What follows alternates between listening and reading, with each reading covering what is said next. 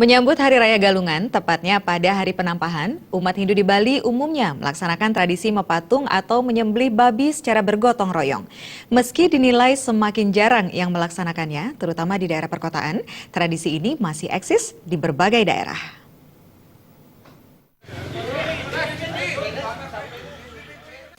Menyambut raya atau memupuk rasa kebersamaan dan kekeluargaan menjadi salah satu tujuan tradisi mepatung atau menyembelih babi secara gotong royong yang dilaksanakan pada hari penampahan atau sehari menjelang Hari Raya Galungan.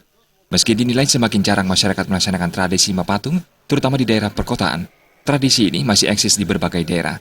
Salah satu yang masih melestarikan tradisi ini adalah kelompok tani ternak Kembang Sari Desa Sading Badung yang beranggotakan 25 kakak ini.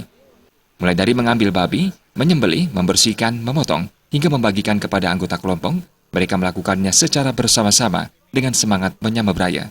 Menurut penasihat kelompok tani ternak Kembang Sari, Gede Putu Nawa, selain memperkuat rasa menyambut raya, tradisi mepatung yang rutin mereka lakukan setiap penampahan Galungan ini juga untuk melestarikan tradisi yang telah diwariskan leluhur Bali.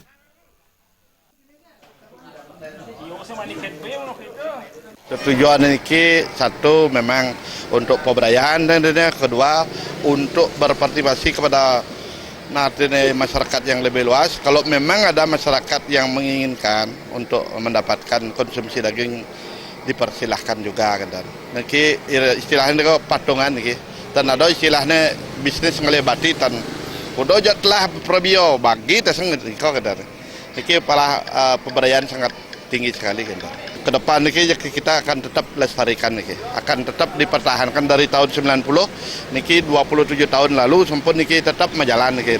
Walaupun suka dukanya niki artinya menaik turun niki dari keanggotaan maupun dari modal kita akan dah tahu naik turunnya niki tapi tetap bertahan. Selain pelestarian dan memperkuat rasa menyambut raya, tentu dengan mepatung seluruh anggota kelompok akan mendapat semua bagian yang diperlukan untuk pelengkap upakara, seperti jeroan dan tulang atau balung dengan sama rata, dan tentunya harga yang lebih terjangkau. Gargita dan Ali Setiawan, Bali TV.